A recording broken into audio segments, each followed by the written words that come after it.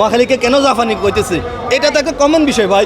ইতিমধ্যে পুরো বাংলাদেশকে দেখিয়ে দিয়েছে নোয়াখালীরা কি জিনিস।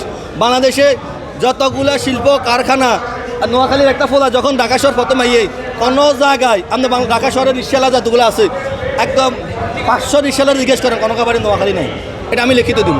কোনো রিক্সাওয়ালা নোয়াখালীর নাই। নোয়াখালী যে আসে ঢাকা শহরে আসি প্রথম চিন্তা করে সে একটা ব্যবসা প্রতিষ্ঠান দিবে।